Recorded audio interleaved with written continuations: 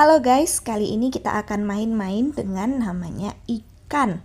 Nah, ini sangat menarik ya guys ya, praktikum kita kali ini, di mana judulnya itu adalah pengaruh kadar deterjen terhadap pergerakan operkulum ikan. Pertama sekali yang melatar belakangi dari penelitian ini itu adalah munculnya kasus pencemaran air, di mana pencemaran air ini merupakan masalah sosial yang semakin marak pada saat ini, atau bahkan menjadi sebuah kebiasaan masyarakat Indonesia, di mana terjadi perubahan keadaan di suatu tempat penampungan air seperti danau, sungai, lautan, atau air tanah akibat dari aktivitas manusia itu sendiri loh guys. Contohnya apa gitu ya kan?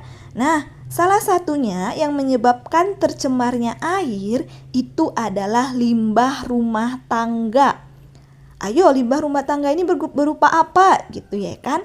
Ternyata limbah rumah tangga ini bisa berupa penggunaan dari deterjen.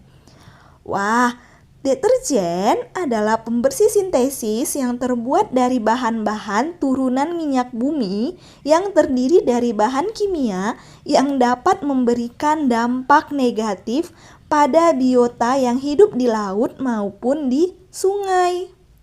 Nah, salah satu biota yang meresahkan dampak dari penggunaan deterjen tersebut adalah si ikan gitu. Tanpa disadari, ketika masyarakat menggunakan deterjen, limbah dari deterjen tersebut dibuang langsung ke aliran air yang nantinya akan bergerak langsung ke dalam sungai. Sehingga deterjen tersebut bisa membuat ikan-ikan yang ada pada perairan menjadi terganggu. Pernapasannya terganggu, bahkan bisa membuat ikan menjadi mabuk dan akhirnya berujung pada kematian. Jadi hal tersebutlah yang melatar belakangi dari praktikum kita hari ini. Tujuannya itu adalah untuk membuktikan bahwa kadar deterjen berpengaruh terhadap kehidupan ikan, di mana rumusan masalahnya itu berupa bagaimana pengaruh kadar deterjen terhadap pergerakan operkulum ikan. Tujuannya untuk mengetahui pengaruh kadar deterjen terhadap pergerakan operkulum ikan. Nah, jadi hipotesis yang kita gunakan itu adalah apakah ikan yang bertahan hidup lebih lama adalah ikan yang kadar deterjennya di dalam sedikit atau bahkan tidak ada. Itu adalah HA-nya ya guys ya. Sedangkan H0-nya, ikan yang bertahan hidup sebentar adalah ikan yang kadar deterjen di dalamnya itu banyak. Nah, jadi guys, kita itu pada praktikum kali ini kita akan memasukkan ke dalam beker gelas berbagai konsentrasi deterjen.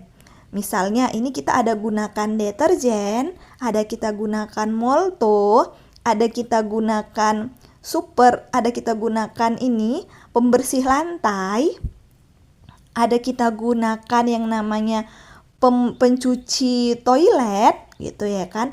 Nah, jadi bahan-bahan ini akan kita uji cobakan kepada ikan-ikan yang terdapat yang telah dibawa sebelumnya. Nah, jadi yang perlu kita perhatikan itu pertama sekali adalah gerakan dari operkulum si ikan. Nah, operkulum apa sih gitu ya kan? Nah, operkulum merupakan tutup insang pada ikan, atau dengan kata lain, kepala ikannya yang kita perhatikan. Nah, insang adalah alat pernapasan pada ikan. Insang ini berbentuk lembaran-lembaran tipis berwarna merah muda atau selalu lembab. Nah, bagian luar dari insang berhubungan dengan air, sedangkan bagian dalamnya berhubungan erat dengan kapiler-kapiler darah. Tiap lembar insang ini terdiri dari sepasang filamen. Nah, tiap filamen ini mengandung banyak lapisan tipis atau yang disebut dengan lamela. Nah, pada filamen ini terdapat pembuluh darah yang memiliki banyak kapiler sehingga memungkinkan oksigen berdifusi masuk dan karbon dioksida berdifusi keluar. Nah, pada insang ini terjadi pertukaran oksigen dan karbon dioksida loh guys. Mekanismenya bagaimana? Mekanismenya adalah tutup insang menutup, mulut terbuka, air akan masuk melalui mulut. Lalu air akan melewati insang. Nah, disinilah terjadi pertukaran oksigen dan karbon dioksida secara difusi. Lalu mulut menutup, tutup insang atau operkulum terbuka, dan akhirnya air yang kaya karbon dioksida akan keluar dari insang. Nah, seperti itulah mekanisme pertukaran oksigen dan karbon dioksida. Nah, lalu yang kita tengok adalah selanjutnya konsentrasi dari larutan deterjen apakah lebih tinggi dari sitoplasma sehingga partikel deterjen akan berdifusi dari larutan ke dalam sel-sel pada insang ikan.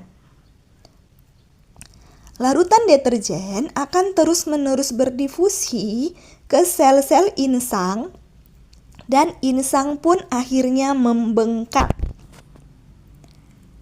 Nah, lama-kelamaan sel-sel insang akan mengalami plasmolisis atau pecahnya sel. Terjadi karena partikel deterjen itu terus berdifusi. Nah, ada yang lihat nggak di video itu? Ikan mengeluarkan darah dari mulutnya.